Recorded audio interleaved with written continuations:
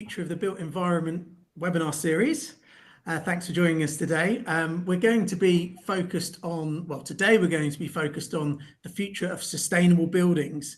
And I've got another great panel and a bit of a JLL special, as we've got some leaders from across the JLL group. I'll let them introduce themselves shortly. I'll just do a quick intro from me. I'm Alex Whiffin, founder and managing director of Cherry Pick People. We're a specialist talent consultancy that focuses on the real estate and prop tech sectors.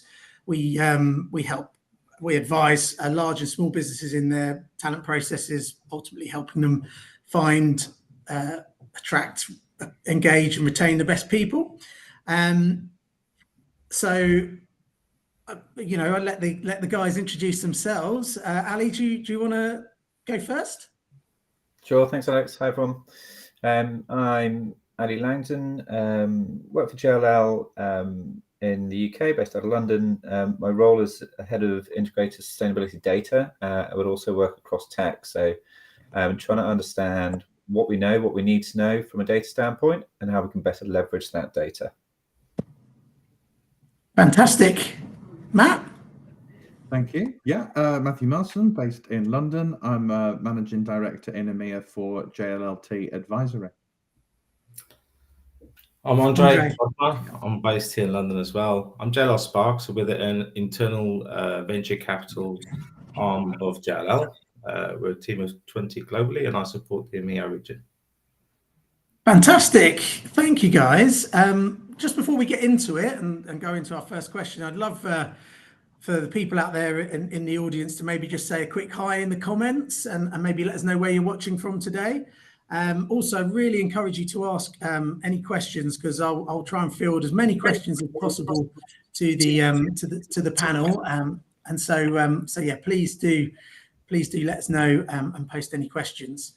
So first and foremost, let's kick it off. So the first question is, what are the current trends and innovations that are driving the move to more sustainable buildings? So, Ali, would you like to kick us off with this one, please? Yeah, sure, happy to. It's a wide-ranging question, but I think probably the first thing to start with is acknowledging that there is a trend, and quite a serious one that's been around for a while, but is gathering pace now. I think probably the slightly unusual thing about it as well is that it's market-driven. So businesses, be they developers, investors, occupiers, have been pushing for more sustainable buildings, more sustainable tech, more sustainable, and more better visibility and kind of functionality around those assets, rather than it having been driven by regulation. We're seeing it catch up now, but it's very much been business orientated, that momentum. From an occupier standpoint, we've seen this for a while in the flight to quality. You probably heard that phrase bandied around for the last couple of years, where businesses are looking often for less as a result of kind of mass hybrid working on the back of COVID, less but better quality space. And we've seen actually in some of the recent surveys being done on future work that something like 74% of corporate real estate leaders are willing to pay a premium for green space, for green buildings. And a lot of that is multifaceted, but a lot of it comes back from their employees wanting to work in sustainable buildings. We're seeing that as the changing dynamic or the social dynamics of the workforce, there is a higher priority from people joining businesses to want to understand what their businesses are doing, but also what their spaces are like. And sustainability is a big part of that. That plays through as well to talent attraction and retention, creating better quality workspaces, places that people want to be in. And also obviously from a corporate standpoint, tying back to business objectives. So there's a big shift from the occupier side. Investors are meeting that as well, both to kind of satisfy the occupier demand, but also from their own standards and reporting, and their own objectives. And I think, and it's something we can probably touch on a bit later, but we're also seeing that in the market as well from a pricing standpoint, that there's a premium attached to it that's worth going for. So both investor and occupier side, we're seeing those shifts. We're starting to see regulation catching up. And I think one element that's also driving it, or kind of supporting, but probably will start to drive more and more now, is the financing element behind it as well, where we're seeing preferable rates, preferable terms associated with green assets that's starting to make an impact now. But yeah, I think just from my side, because where I look at it as a kind of across the business, just to acknowledge that we definitely are seeing that shift. Fantastic. Thanks for that, Ali. Matt, what are your view in this area? Yeah, I think what I'm seeing from our clients is that they've got their net zero targets and perhaps some steps along their roadmap that still feel quite big to chew off. So to get going, I feel like we are in at the kind of peak era of gadgets, and people are looking for sort of simple whack-a-mole type point solutions that help them get to some sort of answer. So most I think are having a play with virtual metering or kind of black box solutions that help them suck data out of their BMS, which they then try to kind of, fudge and sellotape together through some Excel and some other bits and bobs of dashboards that at least give them a bit of a baseline. And then the dashboard tells them, yeah, your energy usage intensity isn't great, but doesn't really take them any further than that. I think because of that, a lot of our clients are struggling when they buy solutions from the open market, in that they're sold an ESG suite of sort of software. In fact, it probably only covers the E part of it, and even then it's fairly simple stuff, where I don't think there's been much exploration into some things that can provide like very targeted bits of help. So one thing that I've seen that I think is really cool is a power clamp, which is almost like a sort of clip that goes around an incoming bit of electricity, and then it has some super funky AI kind of technology called load disaggregation, where it can basically look at the shape of the electricity wave and be able to break down different machines from how all those sort of shapes come together in the wave, as to which is your kind of bad offending machine and that you should be looking at next.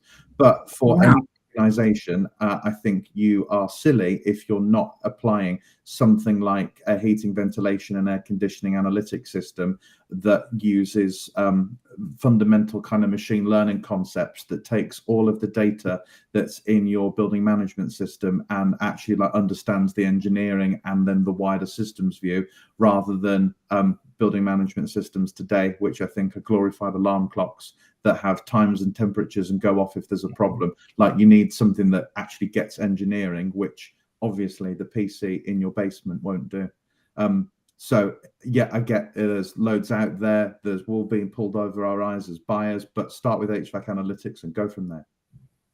Fantastic, sounds good. And Andre, I think you might have an example in particular, or give us your review. I couldn't agree more with, obviously, Ali, with your points, but Matt in particular in the building analytics with the wall over your eyes. There's just so much tech out there, and yeah, it is improving. I can see some improvements in the latter tech, but I've got an example. So we invested in a tech called Turntide Technologies about 4 years ago now, and they've shifted slightly. They help with the electrification of motors in vehicles. So they manufacture and supply thermal products, batteries, and motors. And as of more recent, their commercial or building environment motors have become much more smarter. And traditionally, these type of motors you'll find in Navy SEAL environments, or perhaps areas like mines where you just want to chuck it in there. You're not really that bothered about how efficient the motors are running. You're more interested in reliability or durability, because you don't want to go and maintain it every year or whatever the maintenance regime is. So anyway, so they've combined, I think they've got over 150 patents around the smartness of how they take this durable products or motors that are actually made from rare earth materials. So induction motors are not, they're made from copper and various different components that's not healthy for the environment. So that's one of the things that stand out for me from a sustainability perspective, is putting stuff in there that's not made from materials that's unhealthy from a sourcing perspective. And then they've combined the software to make that run super efficient.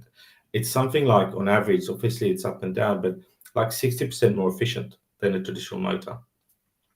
So it's got great stories around it, and we've seen, especially with the increase of electricity locally in the market, where it's just a massive boom in how quickly you can get return on investment. On an average size motor, I think they get like £3,000 or £4,000 savings per annum from one of these motors. So it's quite significant. So we have a lot of interest in that, and we have a lot of uptake.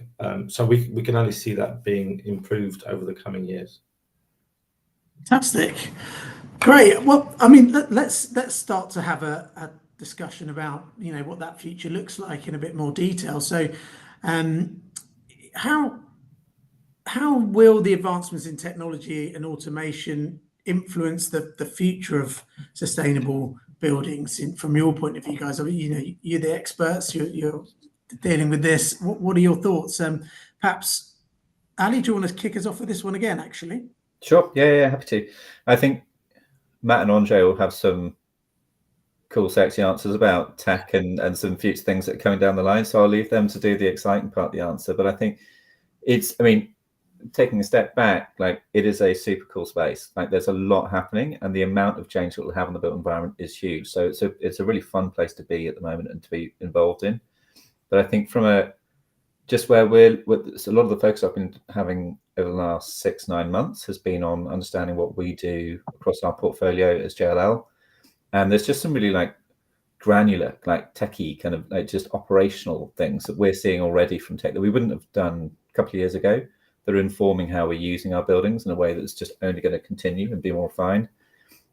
Just through things like sensor tech, understanding who's using the space, in what way, when and why, has managed to help us inform how we set our offices out. We've got a new office in Canary Wharf in 20 Water Street, which has been super cool from a certification and sustainability standpoint. Like, it's market leading, but it's also a great test bed for us to try out a lot of the tech that Andre and Matt are working with on our own floor plate.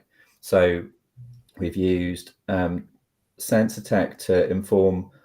It's kind of given us the backing, the data, the confidence to actually now shut one of our floors on a Friday, just because we can realize that operationally we don't need 2 spaces running. We can actually save a lot of money and time and effort. Just having one actually creates a much better working environment for those people that are coming in on a Friday, get more face time or interaction with other people. We have also changed the design of our space. We realized some of the spaces that we're putting out, especially it was a kind of like a social area that just wasn't really being used, but we would notice that our desk spaces were overutilized. It just means that we can be more proactive about recalibrating our floor plate to give the users what they need. And it just helps then to aid productivity, to aid user satisfaction. So just on a really the topic is really big and super cool, but just even from a really operational granular standpoint, it's informing how we're using our space today already, which is, I think, is quite exciting, especially when you consider how we would have done this a couple of years ago. It's so far ahead already. Fantastic. I mean, Matt, obviously that's this is probably your real area of expertise. So tell us a bit more about where you see the future lying. Yeah, I think Ali's absolutely right in that the data that we're getting from some of the IoT sensors will massively change how spaces are run in real time. And it reminds me of some of the work that a bunch of architects were doing in the 1950s that called themselves the cyberneticists, like Buckminster Fuller, Cedric Price with his Fun Palace, where they basically wanted to design buildings that could automate their feedback loops around kind of in occupant sort of comfort and other things that you'd expect, like ways that you have to change your building, but the building would just know and get on with it. Fast forward 70 years, and we actually have the technology to do it now. And given how much this is becoming more part of the base specifications for buildings and their fit outs, I think we might be able to deliver on the promises of the 1950s. And then looking forward, I think that now that we've got a load of low or no code tools, it now means that the complexity of programming the different bits of software or your controls that operate the building now doesn't need to, you don't need to be a specialist, and therefore you don't need the cost for it. So using things like that will mean that we'll all be able to like bootstrap spaces in order to make them work better. Or even if that's too complicated, maybe we just ask ChatGPT to write it for us, given all of the capabilities that it has. And then my last one would probably be, now I've watched Oppenheimer, the future is fusion, isn't it? Maybe we'll never need to worry about power again. I hope so. Andre, what are your thoughts on this one? So we've been testing various different things, certainly since I've been with JLL for the last 6 years now. We've been exploring with various different things, and we're seeing, so to Ali's point, we're testing in our own environment. I couldn't explain how important that is to have a fail-safe environment where you can have the opportunity and budget, hopefully, to try and test this and see what works and what doesn't work. But some of the things that we are working with various different startups and also companies like SoftBank Robotics, where I don't think our offices necessarily are ready for this right now, but it's good to work with these type of companies to understand and learn from it and adapt our environments to, in the future, accommodate the fact that we've got massive skill shortages in all different service levels, and some worse than others, right? So from cleaning to engineering and all sorts. So I think that's our approach here, is to try and think, okay, long term in the future, we're not going to have the right people to do these type of tasks because they're not going to be there, or you're going to be paying well over the odds. So today there won't be an ROI if you put a robot in there, and it's not practical to go from one floor to another. But there's areas that you can, and there's areas that you could start to learn from and change your spaces accordingly, because it will become more of a thing in the future. And so, from demand-based cleaning, looking at IoT devices, knowing where people are, understanding what spaces, to Ali's point, you can shut perhaps on a Friday, reducing a whole cleaning schedule around that, right? But also stuff like window cleaning, facade inspections, dilapidation reports. There's various different things that you can see that started to become more the norm, to use tech or to use robotics to do those sort of things, or drones as an example.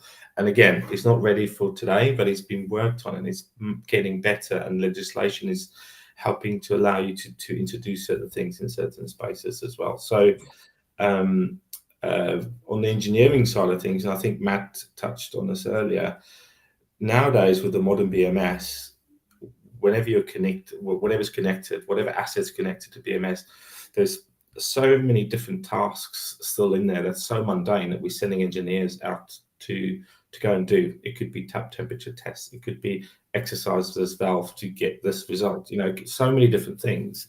And I think we've identified, anything up to 20% technically, with the right technology and the right maturity in plant, you can automate some of that, and you can change some of the settings to say, right, drive that valve, increase that temperature, job done. No, simple example, but there's various different things that you could do that just eliminate the need to send people to sites, and perhaps have a remote functionality or a bureau functionality. We acquired a company called Hank and Envio that do these type of things, and they help us with remote management instead of using engineers on site, and using a little bit of machine learning and AI to help us make those decisions. I think all these things for me as a combination are getting better as tech, and it's improving the way we do it. Definitely. I think, the talent shortages are, are very real and have been around for a long time, even in what is, more of a recessional market. And, the need for tech to pick up on that is important. I mean, Francesco Amari has commented that data is needed, but experience on the ground of facilities management is also needed to deploy a solution AI-based. Yeah.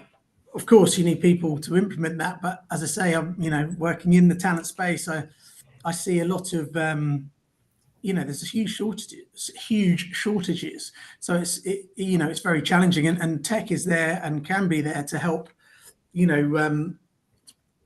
fill those spots and enable people to be more productive, those ones on the ground.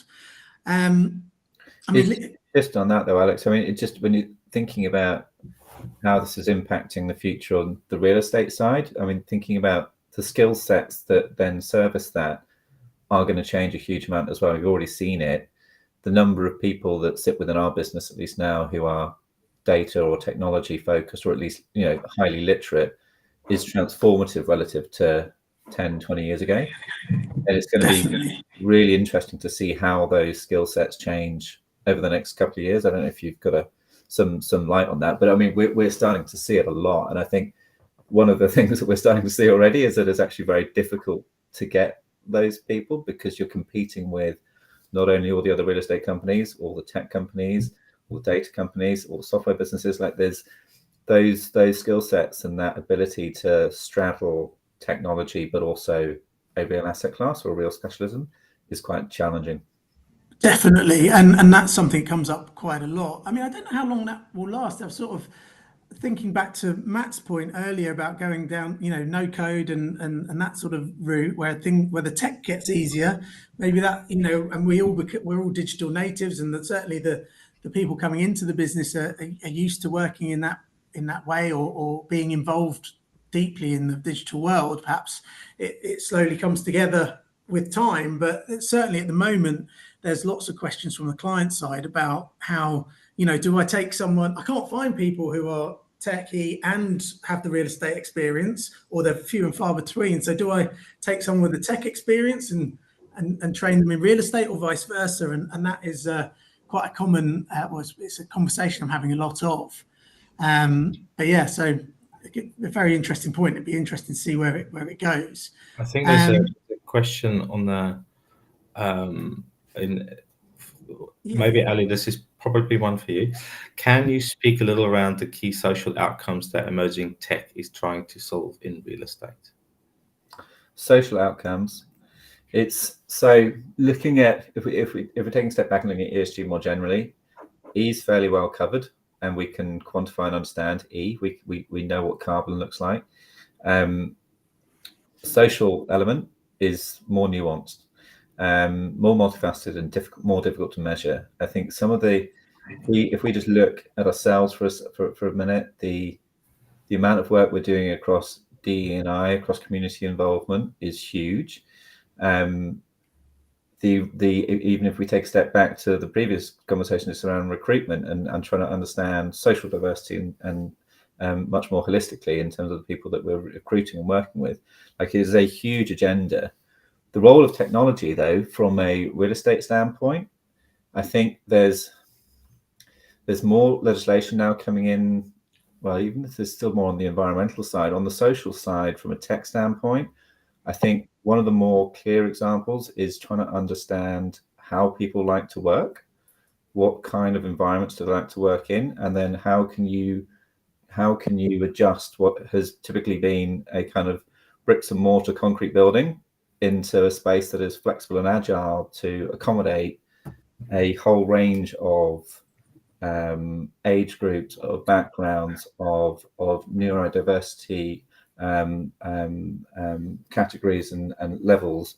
How can you create a workspace that is flexible enough to accommodate that? Is a really interesting space, and something we're working on quite a lot. A couple of that's Sam's question, was it, Andrea? Hopefully that's kind of touched on it a bit. Smashed it. I'd like to add on that. I think firstly, we need to be able to demonstrate that we're not putting poor health back into the National Health Service. So if that's around what we're doing with indoor air quality, water, access to natural light, etc., that is kind of like a big one that we could definitely prove that we've done the right thing by people. And the second one that I really like that Salesforce do, I think they call them their Ohana floors, where they basically allow evenings and weekends that space to be used by anybody in the community that needs it. And that's obviously got a whole bunch of building tech that powers some of the security and the booking on that. So I think that is really cool, and an example that the rest of us should follow. It's a cool one, isn't it? It's one, I was speaking to a user group about that, a similar kind of concept internally a month ago, talking about our new office coming up in the city. But we had a really interesting discussion about, right, so if we've got, as everyone does, variations of utilization throughout the week, everyone's like familiar with the peak of the week. Tuesday, Wednesday, Thursday, not so much of a problem. Monday, Friday, much more difficult. There's one route you can go down, which is trying to create a much more attractive space to come and work in around employee benefits or around interactions or learning opportunities and things like that. But there's also there's the conversation around, well, we've got this incredible building, we've got all these assets in it, all this technology in it, it's not utilized, but there's lots of people needing space. How can you open buildings up to communities so they can benefit from it? Which I don't think we have the answer to at the moment, but I think it's a really exciting space to be in.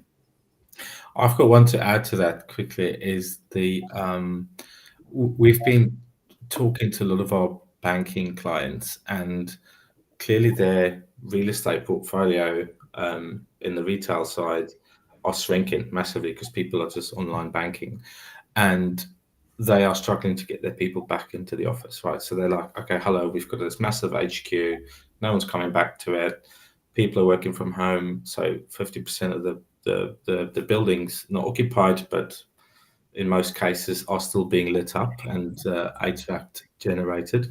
And then they're also doing that at home, so it's like double inefficient. And so they are thinking of using tech. And funny enough, in Spark we have something called Spark X, which is a very early stage incubator for startup ideas. And there's this company in San Francisco called Pocket that started out as a supporting this arena where they essentially, and in this banking client environment, as an example, they're looking to maybe think of using geolocation to understand where the employees are around, let's say around the UK as an example, understand where they're based and how long does it take for them to commute into work. And I've got an actual retail office here in X little town. There's a lot of employees in that area. Maybe we can repurpose that space, get them to use the top floors at co-working, and that will sort of like incentivize these people to come back to a office. It doesn't cost them a lot to get in there. They repurpose their space. They can maybe downsize the HQ to, 20 floors instead of 50 floors. Yeah. So these are some of the stuff that I think also accommodate these type of spaces, and it's very innovative. And I think that will get better as we go along. Fantastic. Well, I mean, on that point, I suppose looking at sort of opportunities, what are the opportunities do you guys think presented to sort of owners and managers of buildings with a move to more sustainable portfolios? I could probably just continue on that trend because it's a similar, if I may. So there's another company, and there's a few out there. This is one that we invested in that essentially help with companies with a portfolio of buildings that are struggling again to get the employees back to the office, but also have more sustainable offices, and understand that we probably get to a point where we're not going to get our people back for a very long time. So there's this platform that they use with it. It's a company called Asana, and you essentially buy, as an organization, you buy tokens. And with these tokens, you can manage your hybrid flex budget, because at the moment, people are saying, well, I want to rent this office for the day, I want to rent this meeting for the day, and they sort of like have this expenditure that's just going out wild. Whereas this platform, all the employees go into it, and you're able to book place or space inside your own offices, but you're also able to book something in a local area. So that's not super unique, but what's really attractive about this, and what's really helping with the encouraging people to come back to the office, is it in the platform, it shows you Matt works down this coffee shop in, Birmingham 2 days a week. Mostly it's on a Friday or a Thursday. I might want to do the same sort of thing. I like working next to Matt, and I'll book a space next to Matt. And I see, oh, Ali's there on a Friday. Oh, I need to, my auntie lives near there. I could potentially work there. All these sort of things help with people thinking differently and how they want to actually encourage themselves, not necessarily going back to the main office, but it also helps with that because it also tells you what employees are in where and when, but also in your local area and working with local colleagues and maybe building a better relationship. So I think that really helps solve for it. And I think in the future, we'll see a lot more of that, because we've got to a point where we now just need to help ourselves do things better, but we're not probably going to get everyone to come back 100% of the time. So this really helps, I think. And it's probably one of the biggest topics that we hear from our clients. Definitely. I mean, it is a conundrum for a lot of businesses at the moment, with the challenge of, the workforce is dispersed, that a lot of people have now taken the opportunity to maybe move further away from the city. So, even if you do want to try and go, right, well, actually, we need to see more people, let's get them all back in. Well, actually, it's going to be a bit problematic to make that happen. So, that sounds like a great solution. And perhaps we'll see more hubs coming about, but, utilizing what is existing with that sort of tech sounds like a great solution. Ali, Matt, any thoughts along the sort of opportunities side of things? Happy to jump in. And I'd echo Andre's point that I think hybrid work is a reality. And so leveraging tech to make it work the best way it can for you is a really smart way to go down. I think with the question being around opportunities for managers and owners, I think the most obvious one that I come across, or the one that I come across most regularly, is around data sharing, specifically between landlord and tenant, and more often than not around the topic of energy and energy usage. It's a really tricky one because of the, not to get overly boring about it, but the nature of leases in the UK, with so many on FRI leases, it means that landlords can't see what's happening in the tenant environment. And when you're trying to get a full picture of your carbon emissions from a scope 1, 2, and 3, understanding what those buildings look like from a performance standpoint, really important. And it's difficult to do. And often you find tenants, often quite understandably, a little bit resistant about sharing that data, either because of just not feeling totally comfortable with it, or from a kind of data protection standpoint, or kind of corporate image protection standpoint. There's lots of angles from both sides, but ultimately, taking a step right back, often those agendas are actually aligned. And if those gaps can be bridged, I think you start to get a much better picture, regardless of whether it's a good or a bad one. You get more accuracy over what that picture looks like, and then you can actually start to make real changes and improvements on how assets perform. But without that data sharing, lots of the parties are flying blind. We're seeing some good examples of it, especially with our bigger, more proactive corporate clients, where they've got really strong net zero commitments, ESG commitments. They're very happy to work with landlords. And we're doing everything we can to facilitate that. But I think the more that those kind of conversations can be had and those gaps can be bridged, it will make for a much more accurate representation of how buildings are performing. And then from that, you've got a really good platform to figure out how you improve it. Yeah, definitely. And I think, I suppose the data sharing, finally, that has come up a couple of times in the previous webinars, actually, in terms of data sharing across the sector. If you're talking about the G in ESG, I know that's sort of the governance of a company specifically, and how clear they are on what they do. But, as a sector, there could be perhaps, real estate could do a lot better with, changing the culture in that respect, and encouraging more data sharing as an industry. I'm not sure how we facilitate that or make that happen, but could really push things along, and quickly improve the impacts that the real estate has on the wider environment and that sort of stuff. So it could, yeah. There's been a lot of work with I mean, I've personally been involved in a couple of them with the BPF to try and lobby government on that front, to push harder on mandating sharing data. But I think, and hopefully not to oversimplify the matter, but some of that reticence might come back to the lack of data literacy and the understanding of technology and what it's doing. If you don't really understand it, it's quite difficult to then make a bold move to go, no, I'm happy to hand this over if you don't really understand all the ramifications from that from a technical standpoint, that's quite a difficult move to make. And so, I mean, that may well form part of the reason why the sector hasn't been so forthcoming in it. Is just because we haven't been an industry that has been overly confident with its use and application of technology and its understanding of it and data. So that may well be part of the reason why it's been a bit slow. Absolutely. Do you think it needs to be sort of mandated by the government, like a regulatory sort of requirement to push it along, or to make this happen, or do we just wait for more digital savvy professionals to move up the chain? I think there's probably three strands to it.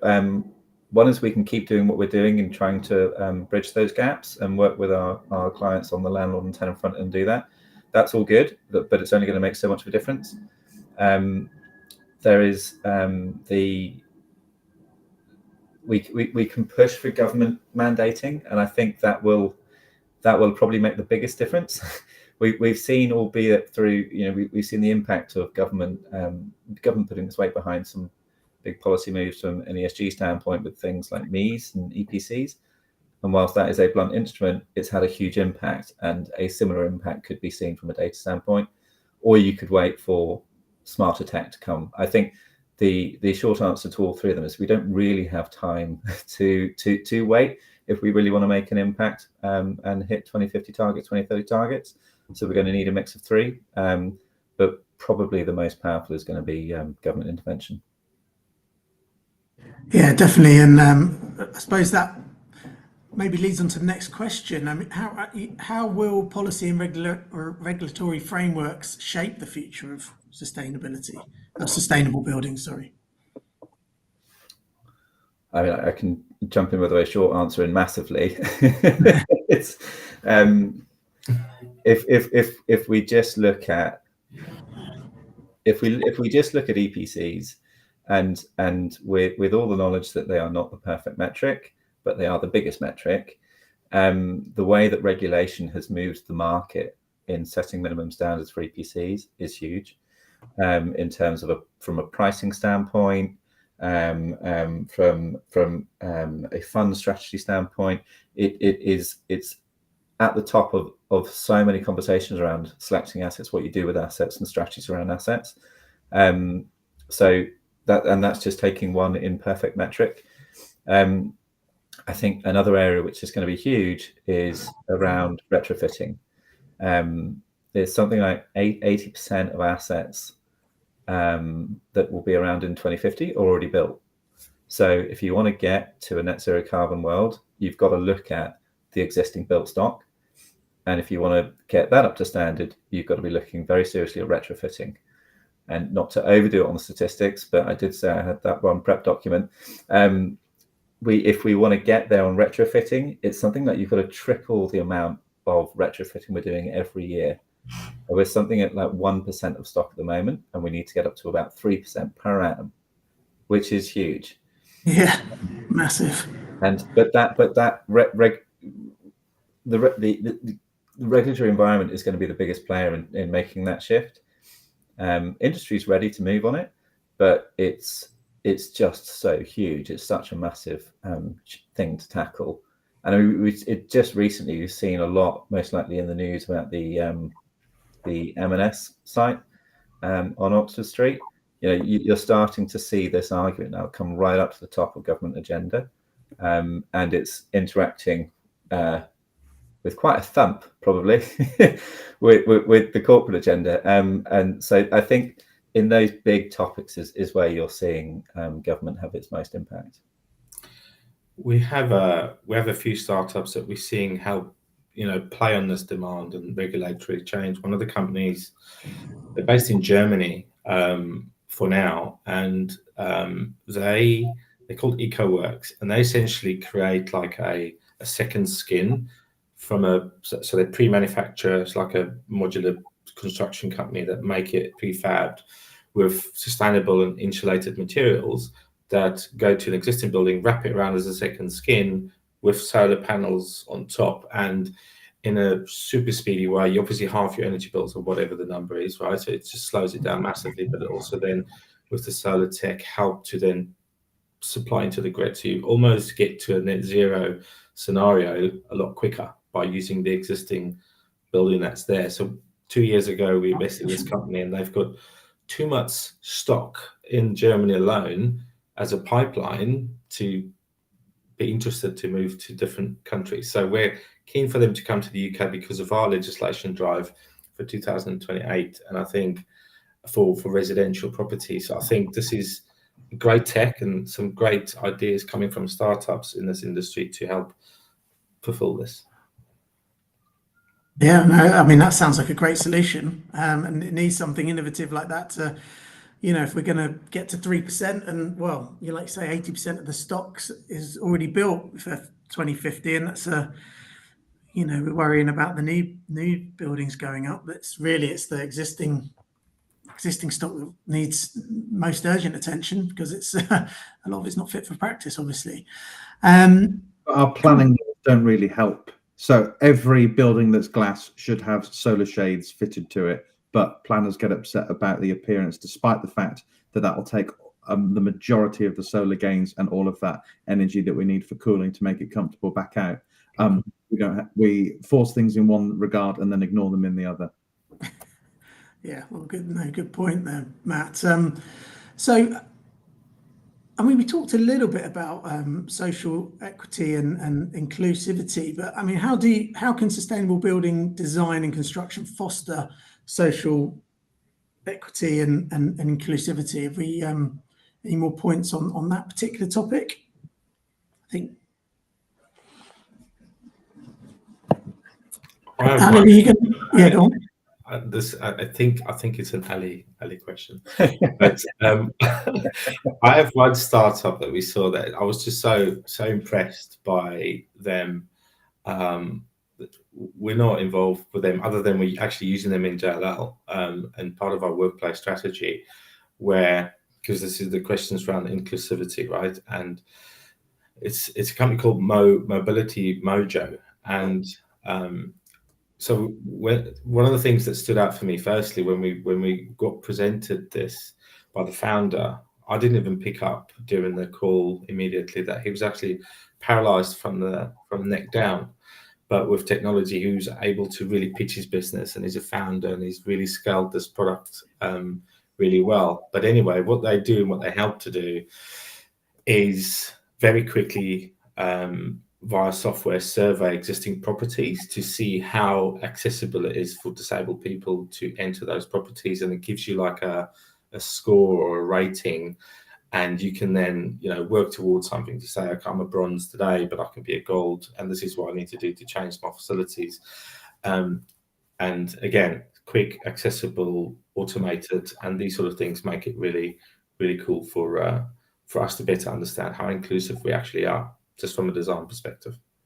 Yeah, and it's those kind of things that frankly just weren't really considered that much not that long ago. I think it's thinking about assets from a social inclusion standpoint, like it's so logical, but just it hasn't been done enough. I think some of the cool ways we've been, or that I've seen it flagged up recently, again looking at our new office, our Broadgate office. I was talking to the Tetris team there. Tetris are design and build fit out business within JLL, and they were talking about then what is like the cutting edge in terms of social inclusion, adaptive building design right now, and how can we factor that into our workspace. But because we're committing to that building for a long time, I actually can't remember the term, but it's a long time. How can we start to think about the next cycle of innovation, and how do you factor that into what you do with the building today? How might you operate that in 5 years, in 10 years, in 20 years? And if you're thinking about carbon holistically or ESG more holistically, and you're really considering the embodied carbon in both the building, but also your interactions with it, how can you set everything up now so that over the life cycle or your tenure of interaction with that building, how can you minimize the impact as much as possible, whilst also creating a super exciting, productive space to operate in. And that, from a social standpoint, that goes all the way through in terms of design, in terms of lighting, in terms of biophilia, in terms of workspace, and in terms of community engagement.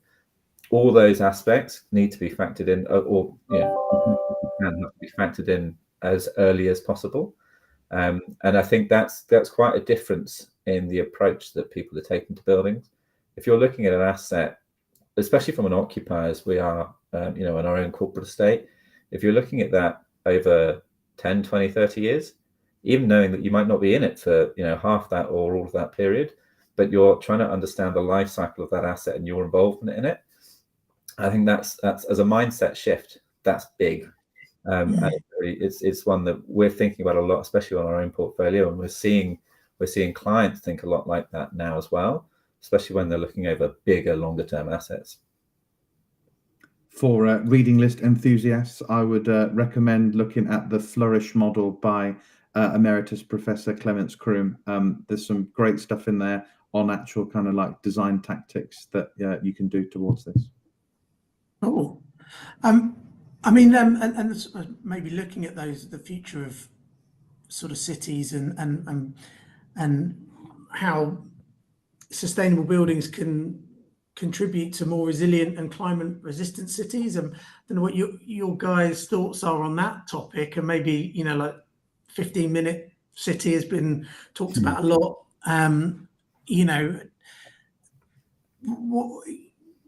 How's that going to impact the sustainability of a city in a wider sense, perhaps looking further into the future?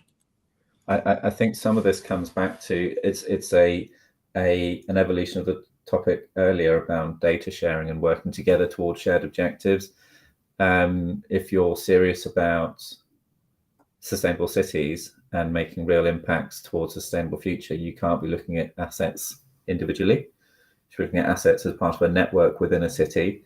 From a nature standpoint as well, I think, which is a huge area of growth at the moment and is very high up on the agenda for a lot of our clients. Things like nature corridors across cities, understanding what ecosystems look like, what wildlife systems look like, but from the perspective of a landlord or an occupier of a building. Trying to understand what my building can do from a water recycling, from a clean air perspective, all of these kind of things. There's a huge amount that can be explored and gained from looking at the building, and you can actually make a real impact from it. But the real value and the real impact comes from when you're looking at it from more of a systems approach and understanding how that asset interacts with these assets in this kind of space and in this kind of set of environments. A use case that I think I'd like to see and is called a virtual power station. So I don't know how much of nonsense this is, but I think I've read somewhere that in the UK, it's in the break of Coronation Street in the winter. We basically get really close to maxing out the grid, and so we switch on a hydropowered dam in Wales in order to give us extra capacity for all the kettles that are being boiled then. So instead, we have the right technology installed. Could we do some kind of demand response? So we say switch off all the fridges in Sainsbury's up and down the country for 5 minutes. I think the bottles of Diet Coke will be fine, but it will give us that, extra boost that we need on the grid to deal with all those cups of tea. And so in the spirit of sharing data and working as a wider system, I think that would be something really cool to get implemented. That was cool. The De Norwich project, wasn't it, Matthew? I remember that from school, that power station or those series of reservoirs in Wales. Yep. Yeah, smart solution. So yeah, sort of that's a great example. I love that. And so a sort of more holistic understanding and usage of our existing network and how we control that is could have a huge impact. Yeah. The other thing as well, sorry, and I should mention it earlier, but is using nature is not just a kind of how can buildings improve nature and or not, minimize impact on nature, improve nature where possible, but let's be realistic. But also where can nature also be part of the solution for us. NBS, nature-based solutions, is a really interesting area. Where can we leverage the natural environment to solve challenges, minimize risks that are presented to our assets? There's a whole load of thinking and a team working on that at JLL, and it's a really exciting space. It's one, unfortunately, I don't know enough about, but if we're talking about how can cities and how can buildings create more sustainable, or how can buildings create more sustainable cities, I think the role of nature and nature-based solutions is a key part of that conversation. That sounds cool. I mean, is there an example of where nature has been a solution, or? I think that you can talk to some really quite granular ones. The case study I saw was a couple of months ago now, just around, I think it was on an office park or an industrial park, around drainage, and how the planting of trees and reservoirs can actually have a huge effect, rather than trying to pump more concrete and more drains into the portfolio. Leveraging trees and natural systems to take some of that water out of the ground can have a much more desirable effect from a risk standpoint. But then you've also obviously got the ecological benefit, you've got the social value, you've got the social benefit as well. So, I mean, that's a fantastic solution. Sorry, Matt, you were. And using trees to deal with urban heat islands. Yeah. So the idea is that the cities run a lot hotter than the countryside, which means we then use even more air conditioning, and it becomes a bit of a kind of vicious cycle. But because of the light scattering properties of trees, and then also the shade that they provide, it means that you don't heat up all of the synthetic hard surfaces that we put down in the first place. So I think there are all sorts of consultations in Barcelona, some of the old kind of medieval towns in Spain, that have already implemented that by basically flooding streets with trees, which gives you all of the, you know, heat saving, energy saving type stuff, but also then all of the social qualities and aspects of having that much greenery on your street. Yeah, lovely to have a green city again, isn't it? Sort of thing. So amazing. I saw a company. This is now 4 years ago, a long time, five could be longer. Because when we looked at, you know, Matt, maybe going back to your earlier point about all the light, all the windows, and maybe using a bit of solar film or whatever the case may be. There's a lot of the workforce that actually used to work in, and in a lot of cases still work in basement areas, and some of them work different shifts that don't allow them to see natural daylight, as an example. And there's some really good companies out there, and I think it's Cool Lux or something was the company called, that create artificial lighting that mimics the sun coming up and going down, but it's basically you're in a basement, so bringing the outside in, if you like. That helps with that serotonin release that you need to keep you positive and motivated as an individual and understand the body clock type of thing. That's one of the things that also, it just brought to the memory when you guys discuss this. Very cool company, and it helps solve problems, bringing the outside in. Fantastic. Sounds good. And I suppose just to sort of start to wrap it up, I'd love to get your maybe thoughts, or you know, and any of you volunteer a point on this. But what bit of technology will have the biggest impact in the sustainable buildings? Say maybe in 10 years' time, what's going to be the biggest sort of change? Just casting your mind into the future, you know, what could be the biggest have the biggest impact on how we create more sustainable buildings or cities? Yeah, for me, I think it's going to be the HVAC analytics that I spoke about earlier. I don't think there is a compelling technology even comes sort of close to getting people on the right path, so that they can then work out what are the other bits of technology or capital expenditures that they need to do to improve the energy efficiency of the building. And if you just to look at the commercial property in London, the London Energy Transformation Initiative says that the average energy usage intensity of one of those commercial buildings is about 160 kilowatt hours per meter squared per year, where the very best in class design that we typically do is about 110.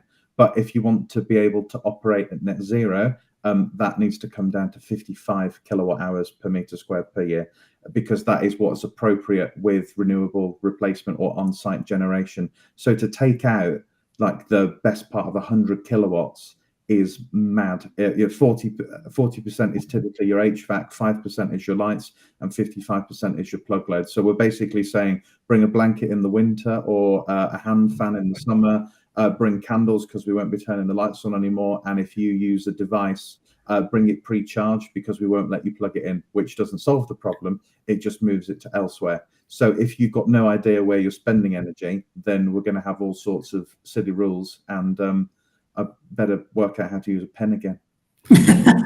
I think there's one that's often overlooked, perhaps not the biggest in the future, but it's one that I think it's 8% of carbon comes from the construction side, from concrete and steel perspective. And we've been seeing over the last couple of years a lot of companies coming up with innovative ideas of making that process more efficient, or perhaps using type of, let's say, chemicals that makes this concrete stronger, that uses less steel, as an example, to reduce that 8% number to a lot less. So I think from a construction perspective and how you can adopt that into the circular economy better, for me, is the companies that's probably going to make a bigger impact in the future. No, fair enough. That makes sense. And well, I mean, I think for what you mentioned earlier, Andre, about EcoWorks doing the skin over the existing stock to make them more energy efficient sounds like a fantastic fantastic bit of technology. But there's anyone in the UK that's ready for those sort of things. No. Yeah. Fantastic. Cool. Well, I think we'll wrap it up there, unless you have anything else to add, Ali, or anything else, guys. But I think only just briefly on your last question, Alex, around future tech. From my side, in the short term, it's having stuff that can integrate, stuff that can talk across multiple different systems and technologies to give you a single view on things. If I can look at, if I have one place to look to holistically understand the performance of my building, that puts me in a much better position than having to look at 10 different things that potentially don't speak to each other or look in slightly different metrics as a short-term thing. Longer term, and I don't have specifics, but I think two big areas that I think we need a lot of work done in. One is in the embodied carbon around building materials. We just can't keep building the way we have been building. And two is around energy usage. To Matt's point, we can't expect to get to the levels that we need to get to if we keep using buildings the same way that we're using them at the moment. The buildings need to be able to operate on a seismically lower amount of energy than they do at the moment, and solutions that fit around those spaces, I think, have got a lot of work to do. Yeah, fair enough. And a little shout out to Mike Grant there as well, who at Metricus, who tackles this sort of stuff. So, but yeah, I think what you mentioned there, Ali, in terms of the consolidation of the tech, there's probably still a way to go, and you know, lots of different solutions out there, and I suppose a lot of companies don't know where to start with in terms of what to embed and which one's most effective and that sort of stuff. So, but yeah, guys, thanks so much for joining me today. Really appreciate the input and the interesting the points, and thanks everyone for joining us, and those of you who got involved and commented in the group. Thanks very much, and yeah, thanks, and see you all soon. Thanks, Alex. Thanks for having us. Cheers. Bye.